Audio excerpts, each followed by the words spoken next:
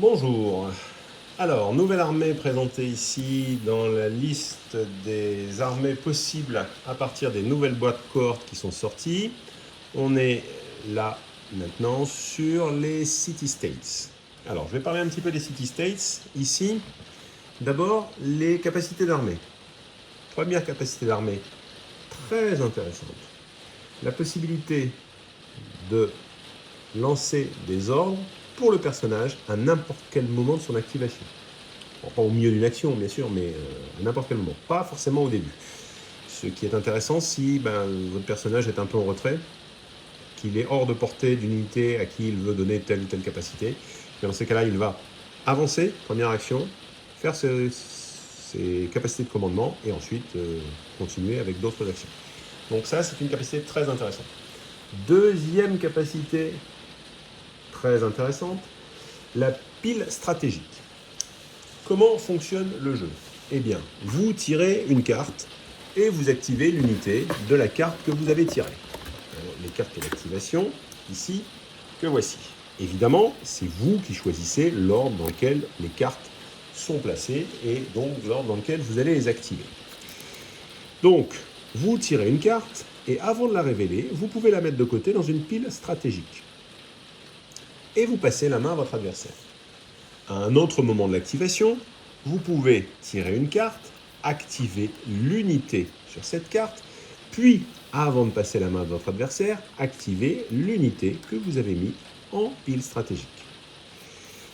Si jamais vous n'avez plus de cartes et qu'il ne reste plus qu'une carte dans la pile stratégique, c'est elle que vous allez tirer, comme si vous aviez tiré une carte dans votre pile classique.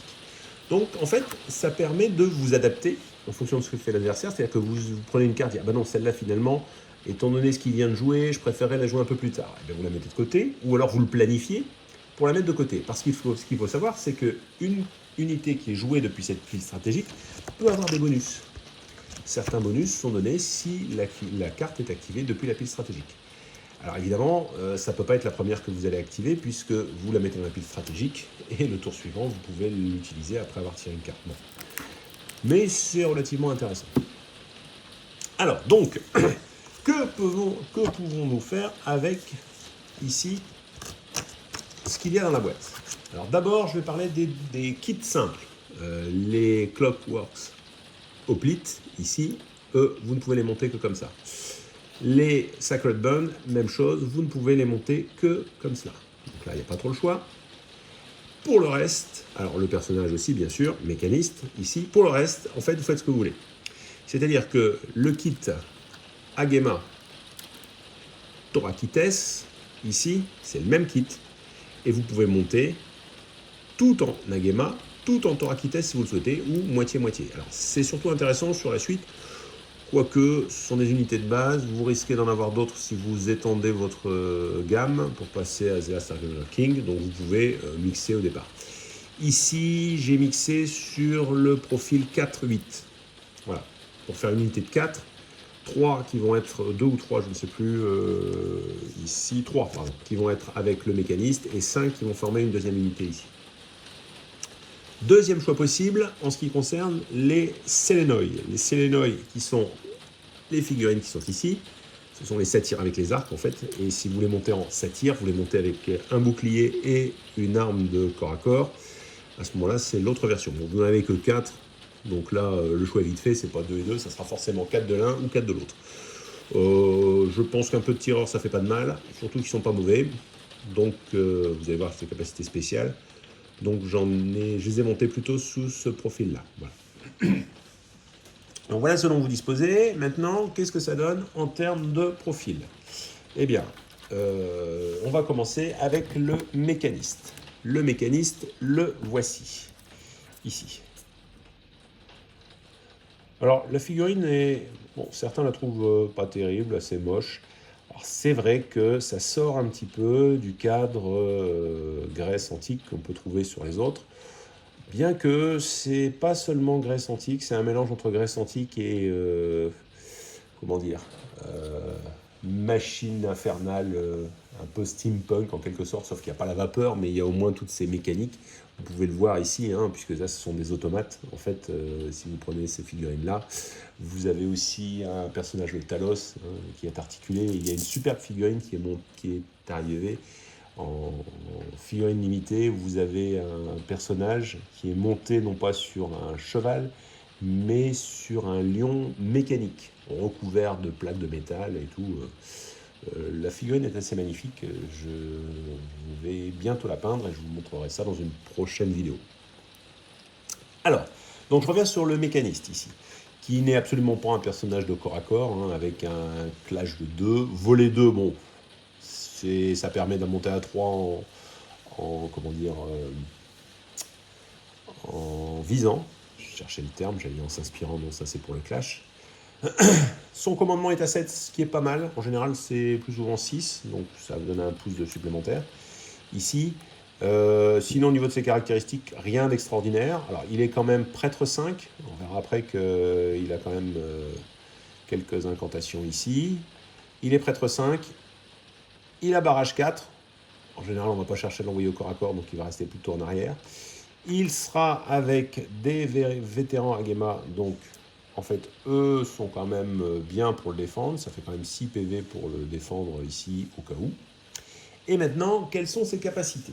Alors, Care of the God Flesh. Ça veut dire que si vous êtes activé depuis la pile stratégique, ce que je vous expliquais tout à l'heure, eh bien, vous allez avoir Ardonnade plus 1, mais mouvement moins 1. Alors attention, parce que si votre intention c'est d'aller charger, faites attention, comptez quand même que le mouvement va être réduit. Mais ça donne Ardonnade plus 1. Et cela compte comme étant toujours activé depuis la pile stratégique. Donc on toujours Ardonnade plus 1 et toujours mouvement moins 1. Alors on verra après leur profil, ici. Mais dans leur profil, ici, ils ont, voilà, ils ont un mouvement de 6, donc ils passent à 5, ici. Et ils avaient un bouclier, donc la défense passe de 3 à 4 en évitant les cleaves 1. Sachant qu'ils n'ont pas de résolution puisque ce sont des machines, ici un peu comme les morts vivants n'ont pas de résolution non plus, ça devient assez difficile de leur faire des dégâts. Ensuite, les capacités de commandement, excusez-moi. Alors, vous pouvez faire perdre 1 en défense, faire perdre la règle phalanx, donc on va parler après, et la règle bouclier, mais donner plus 3 en mouvement. C'est-à-dire que vous permettez à un groupe de se déplacer rapidement vers un autre point. Plus 3 en mouvement, je vous rappelle quand même que si vous avez un mouvement de 5, vous passez à 8, c'est-à-dire sur 2 mouvements à 12, puisque le deuxième est à demi-vitesse. Ça permet déjà de sortir d'une zone et d'aller dans une autre zone. Bien sûr, vous êtes vulnérable. La deuxième aptitude de commandement donne tenace. C'est la capacité d'éponger en fait un échec au niveau de la défense lorsque vous prenez des points de vie. Ensuite, Liquid Fire, la troisième, là c'est sur l'ennemi, à 10 pouces, vous baissez sa résolution de 1, et en plus, vous obligez à relancer les tests de résolution réussis. Alors, pour une unité qui a typiquement 3, vous la mettez à 2, et vous lui faites relancer en plus ses réussites, il va y avoir des pertes. Ensuite, en ce qui concerne les incantations, donc 4 incantations possibles. La première incantation à 8 pas, avec une atténuation de 4, mais sur une unité qui ne soit pas une unité d'infanterie. Donc vous avez compris qu'ici on ne va pas s'en servir. Ça donne brutal impact 2. Ensuite, alors ce qu'il faut savoir, c'est que si vous faites évoluer, assez vite il faut mettre un Minotaur dedans, et là tout de suite vous pouvez lui donner brutal impact 2. Ça peut être sympa aussi.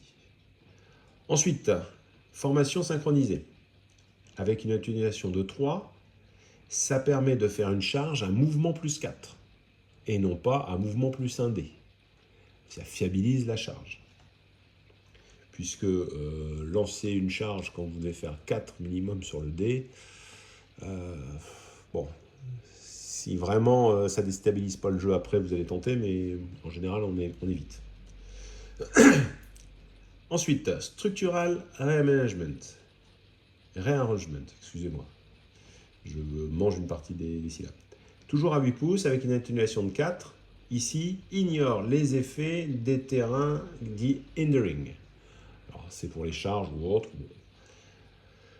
Je pense que le plus intéressant, ça sera la formation synchronisée qui permet de fiabiliser la charge à une certaine distance.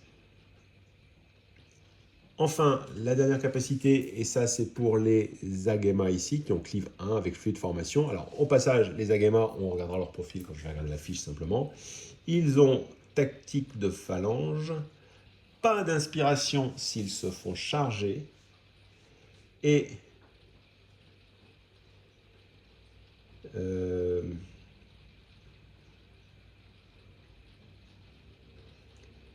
au niveau du clash, vous faites une relance s'il y a une deuxième unité engagée.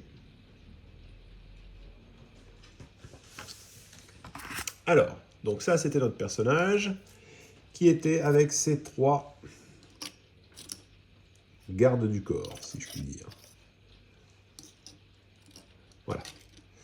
On continue avec les Agema, c'est-à-dire ceux qui sont ici. Alors comment on différencie les Agema des Thorakites? C'est simple, les Agema ont une cape, les Thorakites n'en ont pas. Alors ça, c'est ce que vous pouvez voir. Après, il y a d'autres petites subtilités, mais c'est comme ça que vous les reconnaissez plus facilement. Alors moi, j'ai fait aussi en sorte que les armures soient bien différentes. Les casques sont identiques, par contre, les armures sont bronze d'un côté et sont métal argenté de l'autre. Leurs caractéristiques, ici, pour 185 points, pour 5, ce qui est correct en termes de coût. Ce qui est surtout intéressant, c'est qu'ils ont 2 attaques. 2 attaques pour une infanterie, qui n'est pas de base, hein, puisqu'ici c'est quasiment de l'élite, c'est quand même pas mal. Fluide formation, ils ignorent les décors qui pourraient leur enlever l'aspiration à la charge. 3 en clash de base, c'est pas mal. Une défense de 2 plus 1, 3.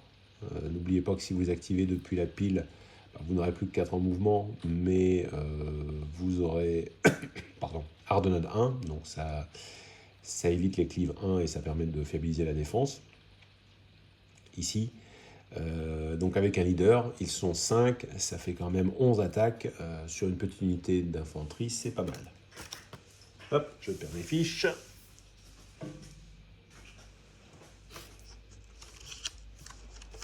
Alors, tout de suite, on va parler des autres figurines, et ce sont des unités médium. À savoir les Thorakites. Les Thorakites, la différence, c'est que ce sont des light. Ça veut dire qu'ils vont compter beaucoup moins sur l'objectif. Les voici ici.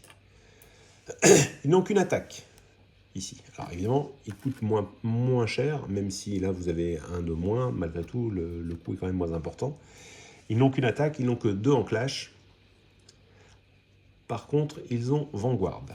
Alors, Vanguard, ça permet de faire au tour 1, une marche de 5 pas hors séquence. Donc, vous allez les déplacer de 5 après leur placement de départ, ce qui donne en général une position assez avancée pour aller tout de suite perturber une unité de tir qui est derrière ou aller choper un objectif dès le tour 2, hein, s'il est assez loin. Donc, ça peut être intéressant comme capacité.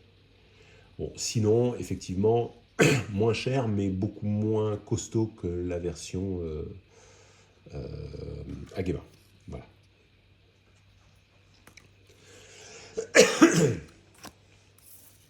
Ensuite, les hoplites mécaniques, que voici. Alors, on en a déjà parlé un petit peu.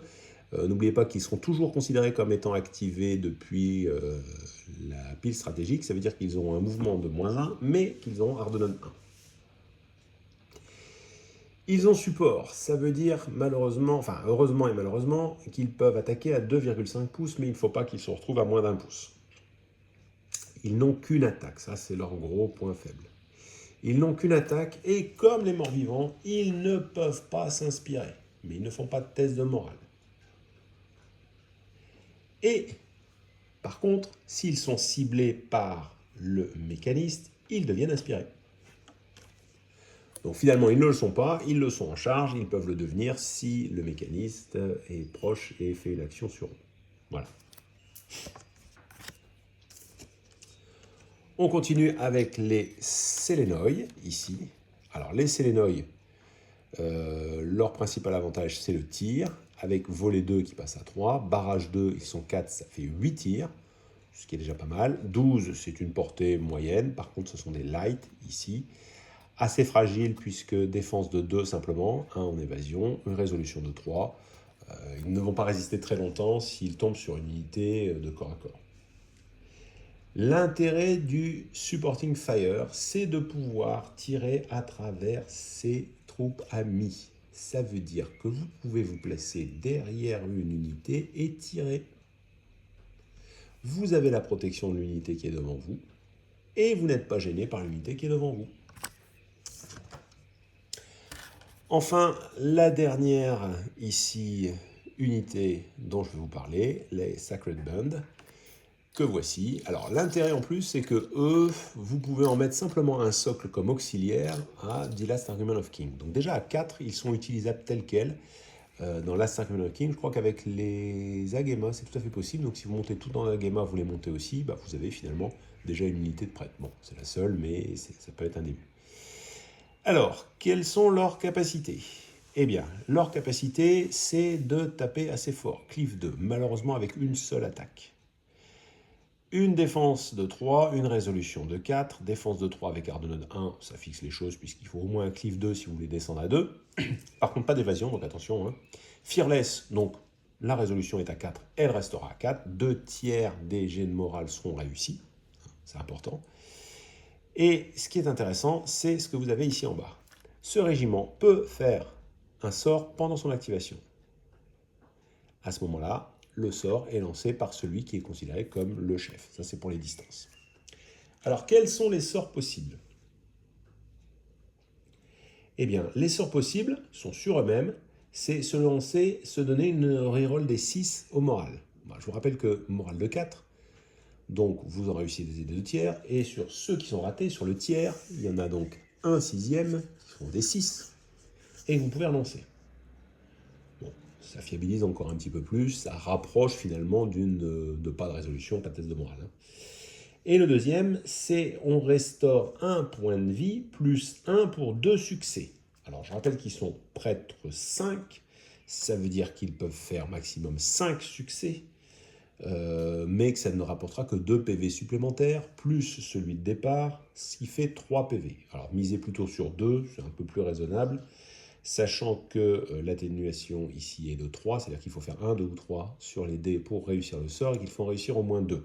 Et que si vous en réussissez 2, ça fait 2 PV, donc vous faites revenir une figurine. Voilà. Mais le problème, c'est qu'il faut lancer un sort. Donc lancer un sort, bon, ça commence à être délicat ici, parce que vous allez faire une action et vous n'en avez que 2. Sauf que vous avez ici la capacité Divine Champion. Et cette capacité, elle fait que lorsque vous allez les placer en pile stratégique, et que vous allez les jouer depuis la pile stratégique, eh bien, vous allez avoir la capacité de lancer un sort gratuitement.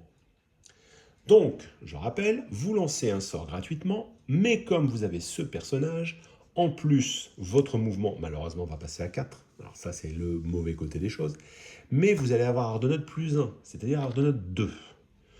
Donc la défense est à 3, et elle est bien assise à 3, puisque les cleaves 3, on en a, mais pas beaucoup.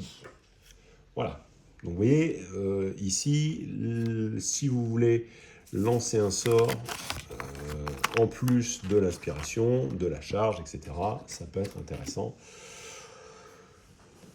Je suis partagé, puisque baisser, alors Ardenode 2 au lieu de 1, ça ne va pas servir souvent, et la perte de mouvement est quand même, peut être préjudiciable. Si vous voulez faire une charge, c'est compliqué. Si vous voulez faire une charge, je pense qu'il ne faut pas le passer par là. Par contre, le tour suivant, si vous avez pris un peu de perte, ça peut être intéressant parce que vous lancez le sort en première action, ça vous fait ramener une figurine, cette figurine, tout de suite, elle peut intervenir.